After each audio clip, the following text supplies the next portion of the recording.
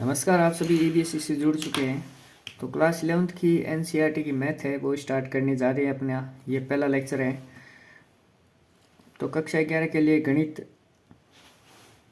के लिए एनसीईआरटी की है, उसका अपना आज चैप्टर नंबर फर्स्ट करने जा रहे हैं। तो सबसे पहले देखिए कक्षा 11 में कौन कौन से चैप्टर हैं। तो पहला चैप्टर अपना समुच्चय है, दूसरा चैप्टर है संबंध एवं फलन, तीसरा चैप्टर है त्रिकोणमितीय फलन, चौथा चैप्टर है गणितीय आगमन का सिद्धांत, पांचवा चैप्टर है सम्मिश्र संख्याओं और द्विघात समीकरण, छठा चैप्टर है रैखिक असमीकाएं, सातवां चैप्टर है क्रमचय और संचय, आठवां चैप्टर है द्विपद प्रमेय, नौवां चैप्टर है अनुक्रम तथा श्रेणी, 10वां चैप्टर है सरल रेखाएं, 11वां चैप्टर है शंकु परिच्छेद, 12वां चैप्टर है त्रिविम ज्यामिति का परिचय, 13वां चैप्टर है सीमा और अवकलज, 14 नंबर चैप्टर है गणितीय विवेचन, 15 नंबर चैप्टर है सांख्यिकी, 16 नंबर चैप्टर है प्रायिकता। तो आज अपन चैप्टर नंबर फर्स्ट है उसकी थ्योरी करेंगे और एक्सरसाइज भी कर लेंगे। तो स्टार्ट करते हैं चैप्टर नंबर फर्स्ट को।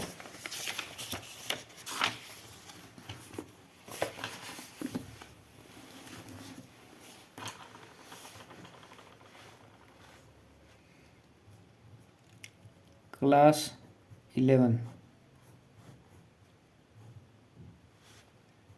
Maths chapter number first sets समुच्चय।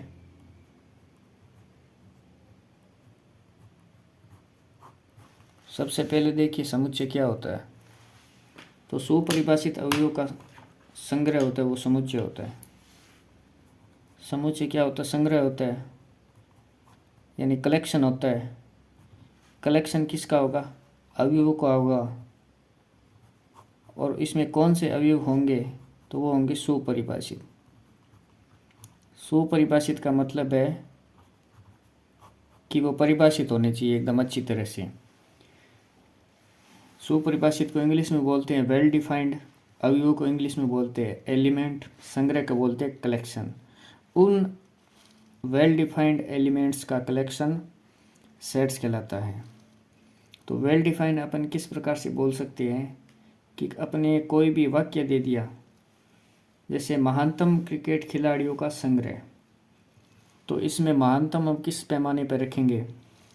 तो वो एक महानतम शब्द है, वो सुपरिभाषित है नहीं है। अगर इसकी जगह वो बोलता कि सबसे ज़्यादा यानी 50 से ज़्यादा शतक लगाने वाले खिलाड़ियों का संग्रह हमें बताओ, तो ये एक समुच्चय बन सकता है, क्योंकि इसमें 50 से ज़्यादा जो शतक लगाई है उन सभी खिलाड़ियों को अपन निकाल सकते हैं, देख सकते हैं और पता लगा सकते हैं। लेकिन अपन महानतम की कोई परिभाषा नहीं होती है, इसलिए वो सुपरिभाषित नहीं है। तो इस सबसे पहले देखिए समुच्चय को किस प्रकार से इंडिकेट करते हैं। तो समुच्चय होता है, समुच्चय सेट। सेट को अपन अंग्रेजी के बड़े अक्षरों से दर्शाते हैं, यानी ए बी से लेकर जेड तक अपन सेट को लिख सकते हैं। और ए इक्वल टू कर्ली ब्रैकेट और इसके अंदर जो एलिमेंट आएंगे, कुछ भी आ सकते हैं एलिमेंट, और वो होंगे छोटे अक्षर अंग्रेजी वर्णमाला की। ये बड़े हो गए कैपिटल लेटर हो गया और ये हो गया स्मॉल लेटर। इस प्रकार से अपन सेट को लिखते हैं। सेट के अंदर कर्ली ब्रैकेट लगाएंगे, उसके बाद में इसके अंदर अवयव यानी एलिमेंट लिखेंगे ए बी सी डी, या 1 2 3 4 या कुछ भी लिख सकते हैं। अगर ए बी सी डी लिखेंगे तो वो छोटी वाली ए बी सी डी लिखेंगे, 1 2 3 4 भी लिख सकते हो। तो इस प्रकार ये सेट हो गया। अब सेट में मैं ये पूछ सकता हूँ कि क्या ए है, स्मॉल ए है, जो ए समुच्चय के अंदर आता है क्या? तो आप लोगों को पता है कि इसमें ए है। तो ये स्मॉल ए है जो कैपिटल ए यानी समुच्चय ए के अंदर आता है। तो इसको अपन इस प्रकार से लिख देंगे ए बिलोंग्स टू ए, यानी ये हो गया अवयव यानी एलिमेंट और ये हो गया समुच्चय, और इसको अपन बोलेंगे बिलोंग्स। यानी ए बिलोंग्स टू ए। ए होता है वो संबंधित है समुच्चय ए से। बिलोंग्स को हिंदी में बोलते हैं संबंधित।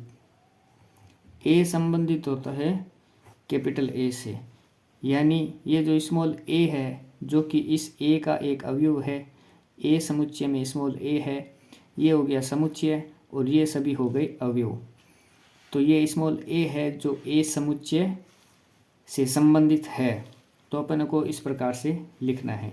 अगर यहाँ पे मैं ये आपको क्वेश्चन करूँ कि एक है वो बिलोंग्स करता है क्या समुच्चय ए से, यानी एक है जो समुच्चय ए में है क्या, नहीं है तो उसको ऊपर ऐसे एक लाइन बना देंगे जो कि हो जाएगी नॉट बिलोंग्स टू। यानी एक है वो संबंधित नहीं है समुच्चय ए से, संबंधित नहीं है। नॉट बिलोंग्स टू का मतलब होता है संबंधित नहीं है, और इसे इस प्रकार से लिखा जाता है। तो एक है, एक समुच्चय के अंदर एक नहीं आता है तो अपन ने नॉट बिलोंग्स कर दिया। अगर इसकी जगह बी होता तो अपन बिलोंग्स करते, क्योंकि बी समुच्चय ए के अंदर है। तो इस प्रकार से ये बिलोंग्स और नॉट बिलोंग्स हो गया। और समुच्चय को अपन कैपिटल लेटर में दर्शाएंगे इंग्लिश में, और समुच्चय के अंदर जो अवयव होंगे उन्हें स्मॉल लेटर से दर्शाएंगे। तो अब हम क्या करेंगे, समुच्चय को किस प्रकार से दर्शाते हैं उसके अपन देखेंगे किस प्रकार से दर्शाएंगे। Representation of sets.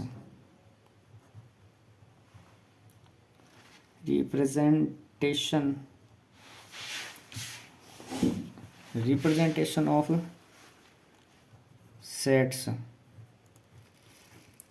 यानी समुच्चय का निरूपण। समुच्चय को किस प्रकार से निरूपित किया जाता है, समुच्चय को किस प्रकार से लिख सकते हैं। एक तो प्रकार ये हो गया समुच्चय का, इसे अपन इस प्रकार से लिख सकते हैं, और एक प्रकार और है, तो उन दोनों का मैं आप लोगों को बताऊंगा। तो समुच्चय का निरूपण अपन दो प्रकार से कर सकते हैं। पहला हो गया रोस्टर फॉर्म, यानी अवयव रूप।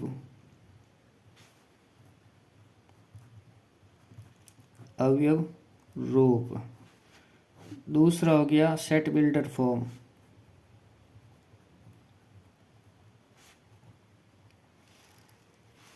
निर्माण रूप।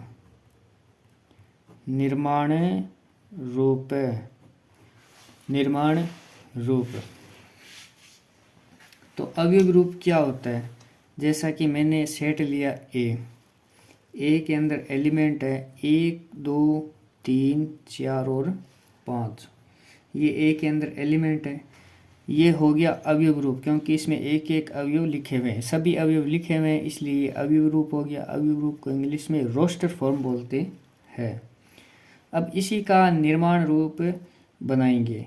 तो निर्माण रूप किस प्रकार से बनाएंगे वो देखिए, किस प्रकार से लिखेंगे। ए इक्वल टू कर्ली ब्रैकेट, ए में है एक्स है जो क्या है, एक्स बिलोंग्स करता है कैपिटल एन को।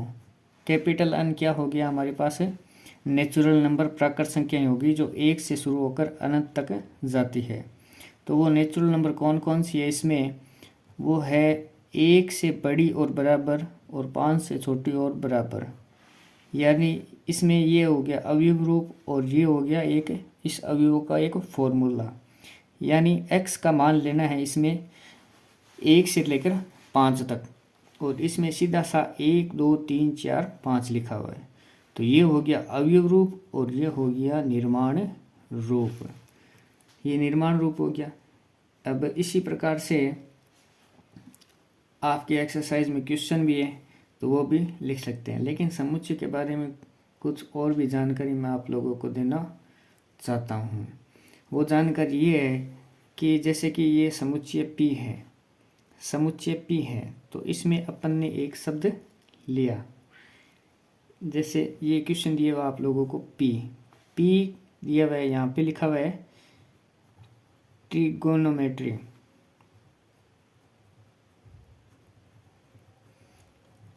अब हमें बोल दिया कि इसे एक समुच्चय के रूप में लिखो, चाहे अवयव रूप में लिखो चाहे निर्माण्य रूप में लिखो। तो अपन इसको अवयव रूप में लिखेंगे। कैसे? P equal to curly bracket बना दिया अपन ने, और इसके अंदर ये अवयव आएंगे। अवयव आने की शर्त ये है कि अपन ने इसमें ये T ले लिया और ये T ले लिया, यानी एक अवयव एक बार ही आ सकता है समुच्चय के अंदर, ये इसकी एक खासियत होती है। तो T 2 बार दे रखा है, फिर भी अपन एक बार लेंगे और इसके आगे अपन लगाएंगे कोमा। उसी प्रकार से एक बार ले लिया R, चाहे R एक बार और है, यानी T 2 बार थे, एक बार लिया, R 2 बार था लेकिन फिर भी एक बार लिया, क्योंकि समुच्चय में कोई भी जो अवयव है वो रिपीट नहीं होता है, यानी एक ही अवयव चलेगा। अब I है तो अपन ने यहाँ पे I लिख दिया, उसके बाद में G है तो वो भी अपन ने लिख दिया, उसके बाद में O है, 2 बार O है लेकिन अपन इसमें एक बार ही O लिखेंगे, उसके बाद में N है तो ये N लिख दिया, उसके बाद में M है तो ये M लिख दिया, उसके बाद में E है तो ये E लिख दिया, और उसके बाद में Y है तो ये Y लिख दिया। तो अब अपन देख सकते हैं इसमें कि कौन से शब्द रिपीट हुए हैं। T कितनी बार है इसमें? एक बार। R कितनी बार है? एक बार। I कितनी बार है? एक बार। G कितनी बार है? एक बार। O कितनी बार है? एक बार। N कितनी बार है? एक बार। M कितनी बार है? एक बार। E कितनी बार है? एक बार। Y कितनी बार है? एक बार। यानी समुच्चय के अंदर जो अवयव आएंगे वो रिपीट नहीं होंगे, एक बार ही आएंगे, चाहे ऊपर में रिपीट हो रहे हो। तो ये एक हो गई समुच्चय की खासियत। अब देखिए समुच्चयों के प्रकार अपने बताने जा रहे हैं, यानी टाइप्स ऑफ सेट्स।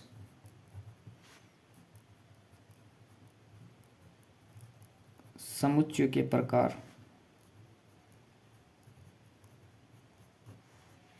कितने प्रकार के समुच्चय होते हैं? पहला नंबर आपकी समुच्चय आएगा रिक्त समुच्चय। रिक्त समुच्चय, रिक्त समुच्चय को इंग्लिश में बोलते हैं empty set, void set, null set. Null set.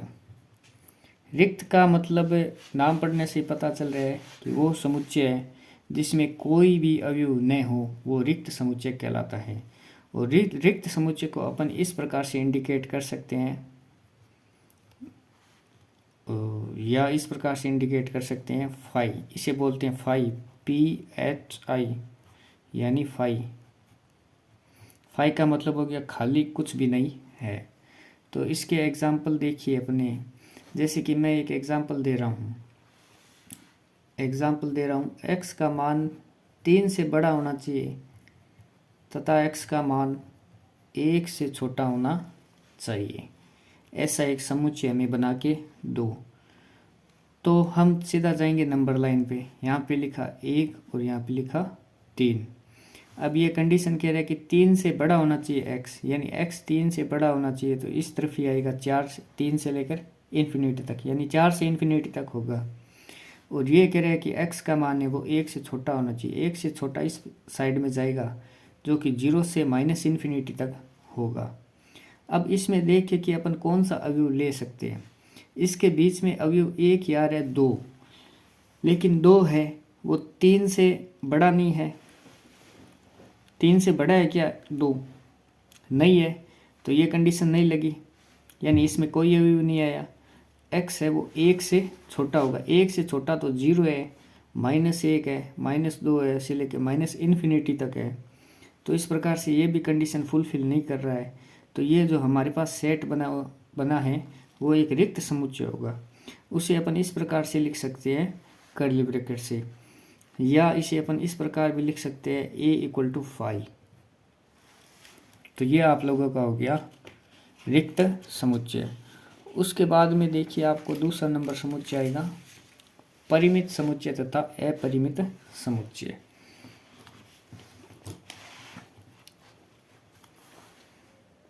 दूसरा समुच्चय आएगा परिमित तथा अपरिमित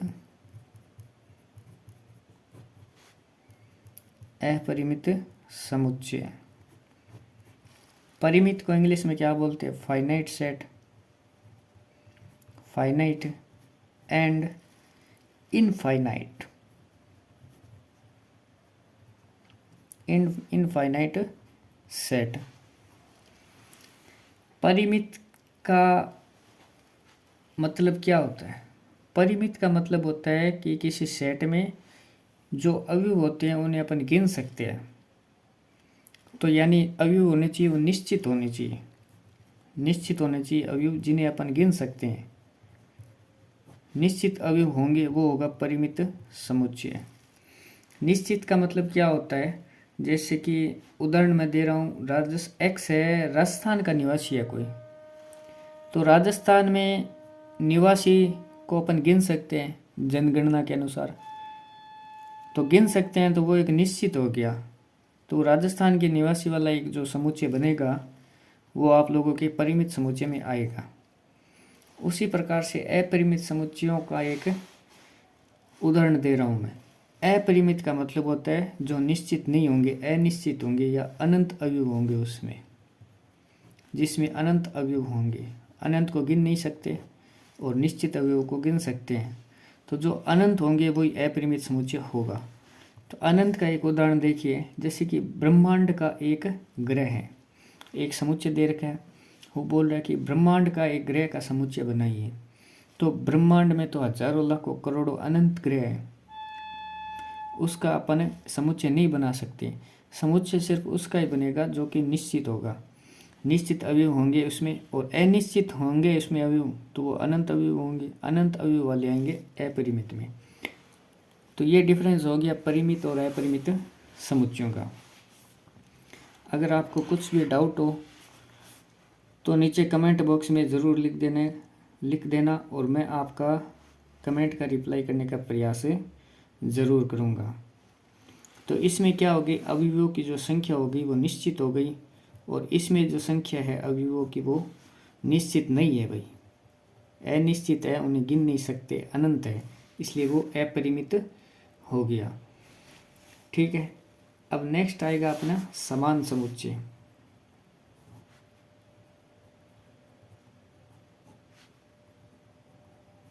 समान समुच्चय को इंग्लिश में बोलते हैं इक्वल सेट।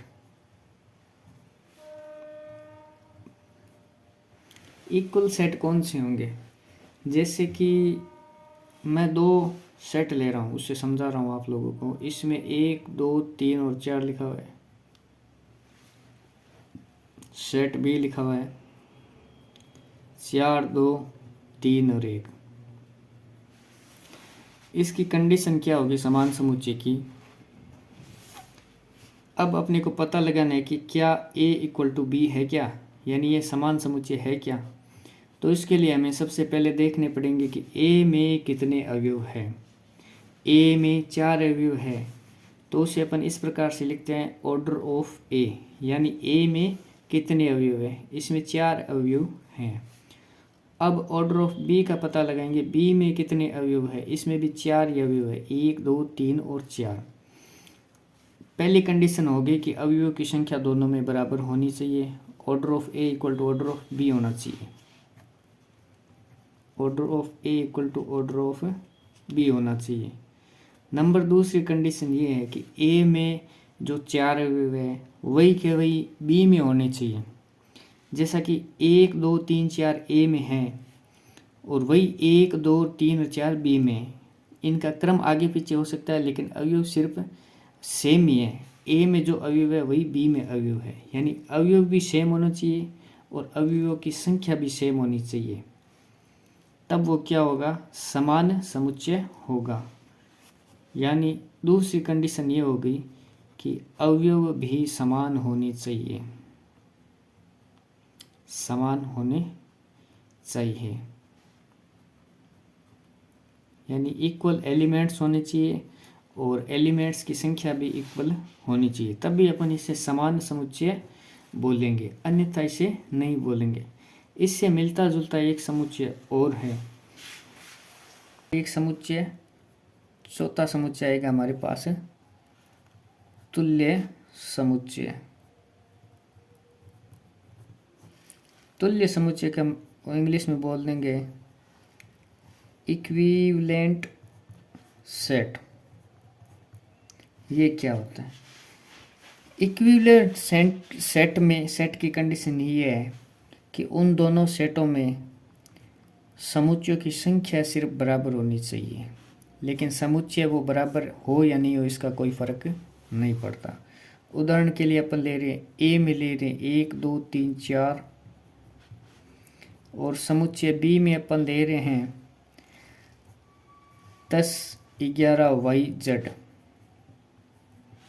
तो इसमें समुच्चयों की संख्या कितनी है? 4 है, 1 2 3 4 है, और इसमें भी समुच्चयों की संख्या 4 है, 1 2 3 4। चाहे चारों अलग अलग हो, लेकिन अगर समुच्चयों की संख्या ही बराबर है तो वो हो जाएगा तुल्य समुच्चय। तुल्य समुच्चय को अपन इस प्रकार से लिखते हैं। और समान समुच्चय में क्या था? समुच्चय की संख्या बराबर होनी चाहिए और साथ में समुच्चय में अवयव की संख्या तो बराबर होनी चाहिए और साथ में अवयव भी बराबर होने चाहिए। उसमें 2 कंडीशन थी और इस तुल्य समुच्चय में 1 कंडीशन है, और तुल्य को इस प्रकार से अपन लिख सकते हैं। अब देखिए आगे अपन करेंगे संख्याओं का समुच्चय, यानी जिस प्रकार से आप 10वीं तक संख्याएं सीखी थी आपने, प्राकृत पूर्ण पूर्णांक, उनका समुच्चय कैसे बनता है वो देखिए।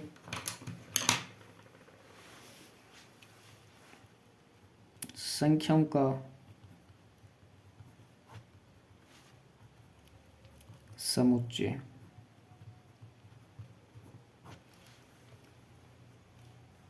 Types of number sets, types of number sets. Types of number set कौन कौन से होते हैं? सबसे पहले अपन प्राकृत संख्याओं का एक समुच्चय बनाएंगे। प्राकृत संख्या सभी को ही पता है। प्राकृत संख्या इंग्लिश में इसे बोलेंगे natural number. Natural number, natural number कहाँ से स्टार्ट होते हैं? नेचुरल नंबर 1 से स्टार्ट होके अनंत तक जाते हैं। अब इस नेचुरल नंबर को किस प्रकार से अपन लिखेंगे सेट बनाते वक्त? तो इसे इस प्रकार के अन से दर्शाएंगे और बराबर करके करली ब्रैकेट बनाएंगे और 1 से 2 3 से लेकर अनंत तक अपन इस प्रकार से इसे बंद कर देंगे। तो ये क्या हो गया? प्राकृत संख्याओं का समुच्चय हो गया। ठीक है, प्राकृत संख्याओं का एक समुच्चय हो गया। अब मैं एक आप लोगों से क्वेश्चन करना चाहता हूँ, क्या यह समुच्चय परिमित है या अपरिमित है? जवाब दीजिए, मैं 1 सेकंड का वेट कर रहा हूँ। ठीक है, अब मैं बता रहा हूँ भाई, परिमित समुच्चय कौन से होते हैं? जिन समुच्चयों में अवयवों की संख्या अपन गिन सकते हैं, सीमित होती है अवयवों की संख्या, वो होते हैं परिमित। और अपरिमित समुच्चय कौन से होते हैं? जिसमें अवयव अनंत होते हैं।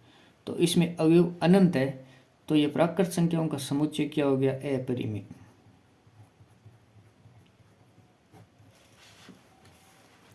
दूसरा अपन समुच्चय लेंगे पूर्ण संख्याओं का।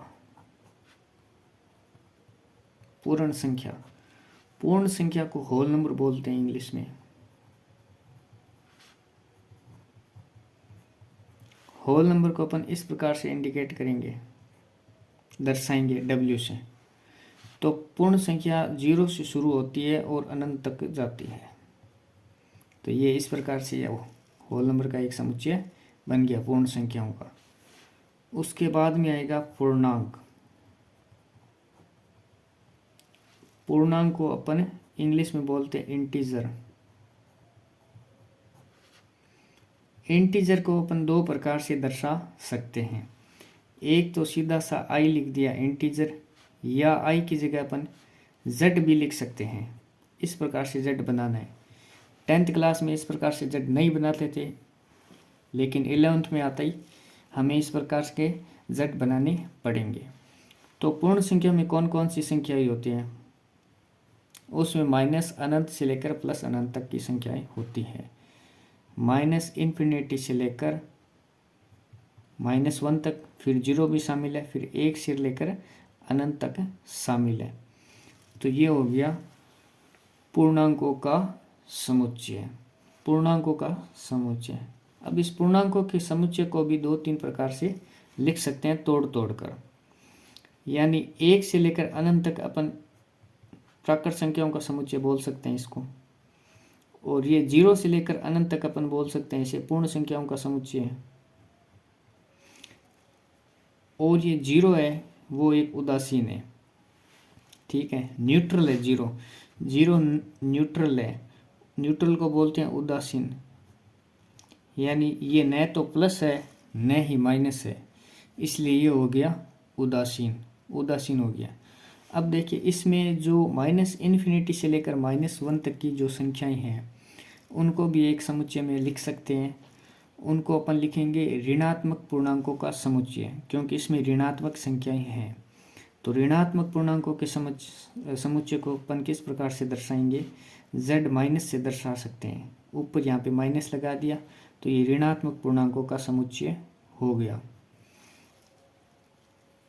उसी प्रकार से अपन 1 से लेकर अनंत तक को क्या लिख सकते हैं? धनात्मक पूर्णांकों का समुच्चय, जिसे अपन ये भी बोल सकते हैं z प्लस। ठीक है, अगर इसमें अपन ने 0 शामिल कर लिया, ठीक है, किसमें? धनात्मक पूर्णांकों का समुच्चय में 0 को शामिल कर लिया, यानी z प्लस में ये जो 0 बचा हुआ है इसको शामिल कर लिया, तो इसे अपन ऋणोत्तर पूर्णांकों का समुच्चय बोलेंगे। ऋणोत्तर, ऋणोत्तर। ऋणोत्तर को का मतलब क्या होता है? अऋणात्मक। अऋणात्मक का मतलब होता है जिसमें ऋणात्मक नहीं है, सिर्फ धनात्मक ही है, उससे बोलते हैं ऋणोत्तर। ठीक है, तो इसमें धनात्मक है और 0 है, तो ये हो गया ऋणोत्तर। और ऋणोत्तर को अपन अऋणात्मक से समझ सकते हैं। तो इस सेट को अपन इस प्रकार से दर्शाएंगे। z प्लस तो था इसमें, यानी पॉजिटिव संख्या थी, और साथ में 0 सम्मिलित कर दिया, तो यहाँ पे अपन एक 0 लगा देंगे। तो ये सेट बन जाएगा हमारी 0 से लेकर अनंत तक। तो ये ऋणात्मक हो गया, ऋणोत्तर पूर्णांकों का समुच्चय। उसी प्रकार से z माइनस में अगर अपने 0 को जोड़ लिया तो हमारे पास ये सेट बन जाएगा z माइनस और इसके नीचे अपन 0 लगा देंगे, तो इसे बोलते हैं धनेत्तर।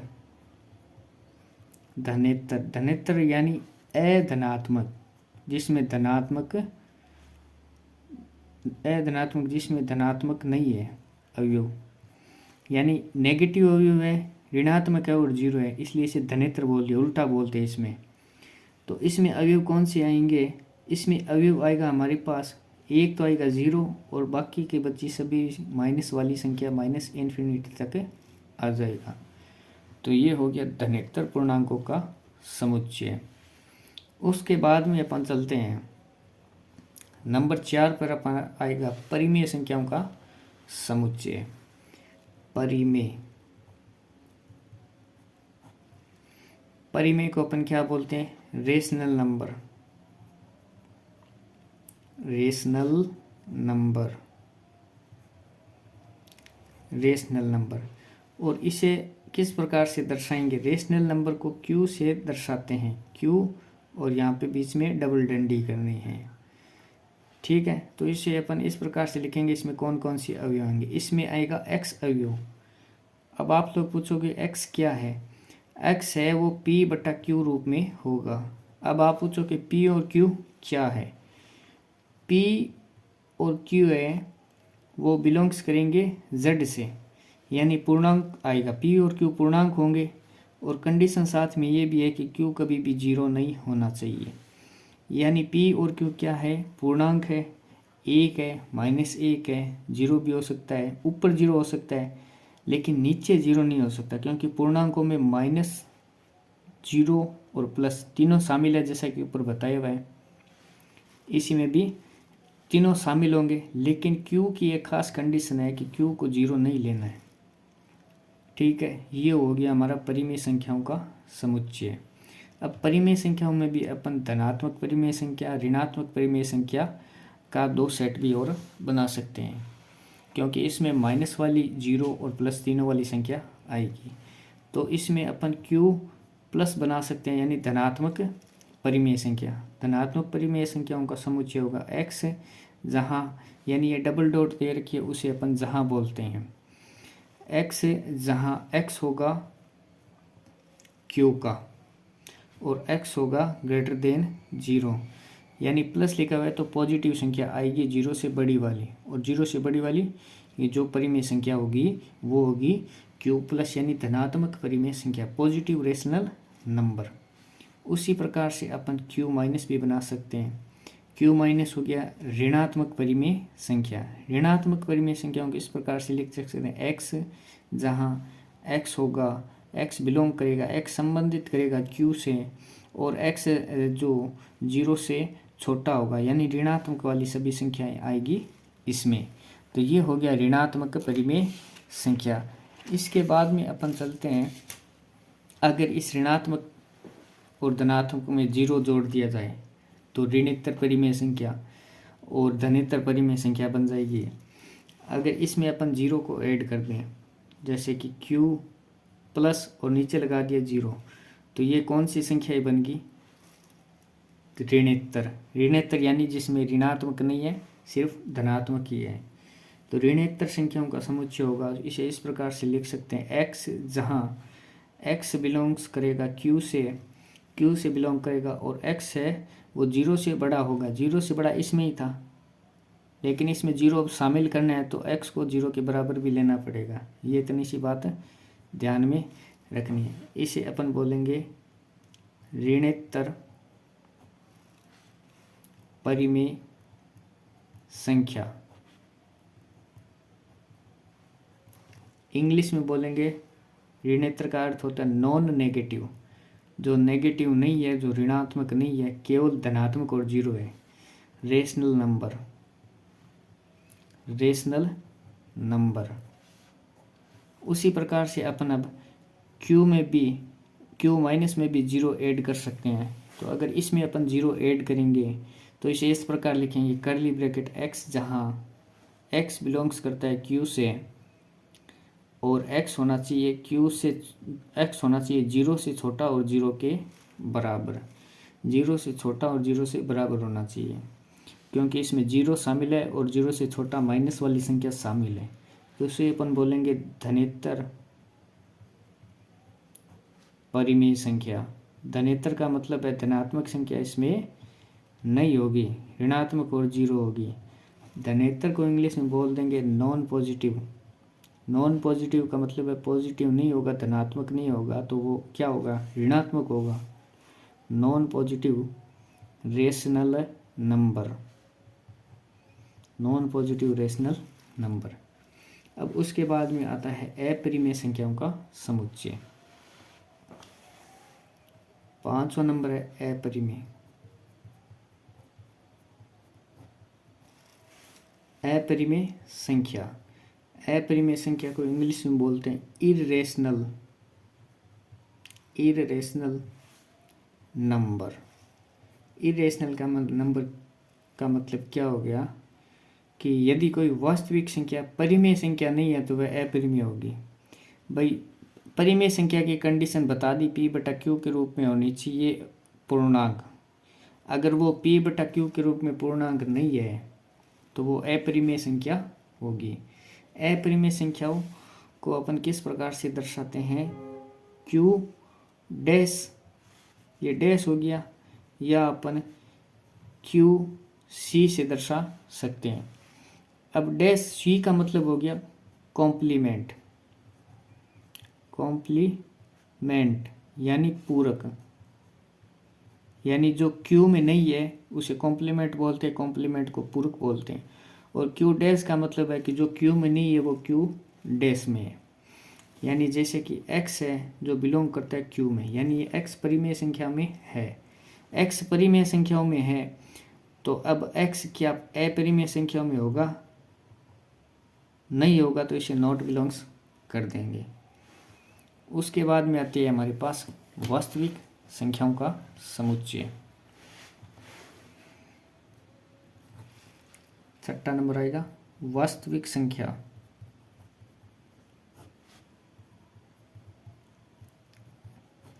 वास्तविक संख्या होगा तो उसे अपन इंग्लिश में रियल नंबर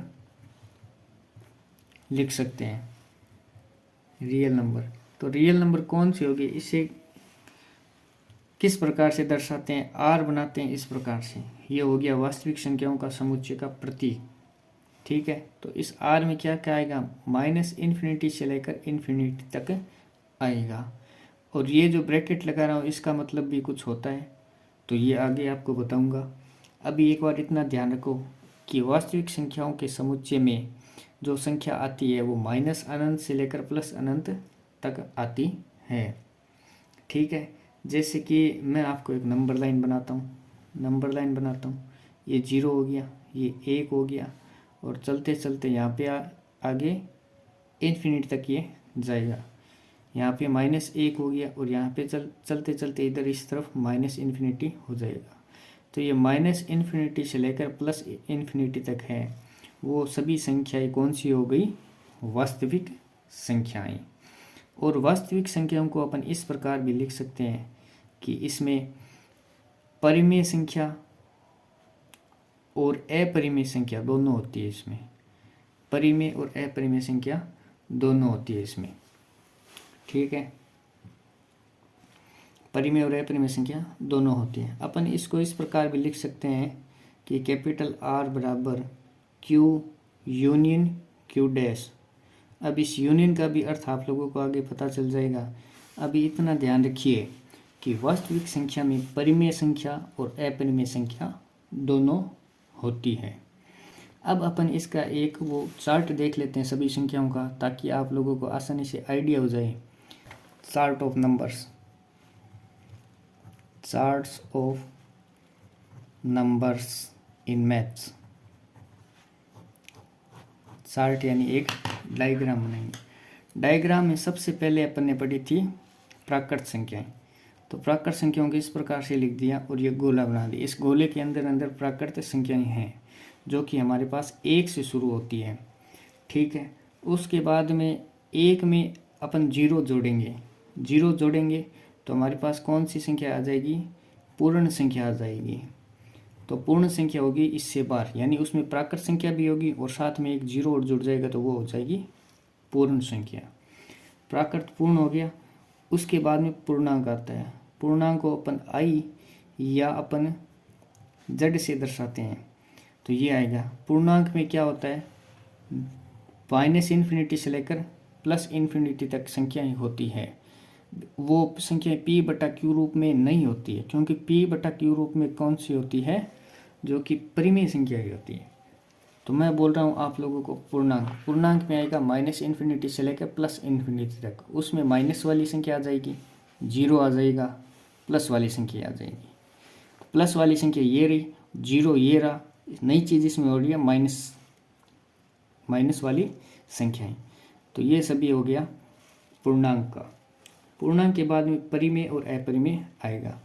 उसके बाद में अपन लिख सकते हैं यहाँ पे ये परिमेय संख्या है, ये परिमेय संख्या आ गई। परिमेय संख्या को p/q रूप में लिख सकते हैं। और p और q क्या होता है? पूर्णांक होता है और q 0 के बराबर नहीं होता, लेकिन इसमें p/q रूप में संख्या आती है, इसलिए ये इसके बाहर है और ये तीनों इसके अंदर काउंट होगी। तो ये हो गई परिमेय संख्या। अब परिमेय संख्या के अलावा जो भी संख्या बच गई वो कौन सी बच गई? अपरिमेय संख्या। अपरिमेय संख्याओं को अपन q डैश या q कॉम्प्लीमेंट अपन लिख सकते हैं। ये अपरिमेय संख्या होगी।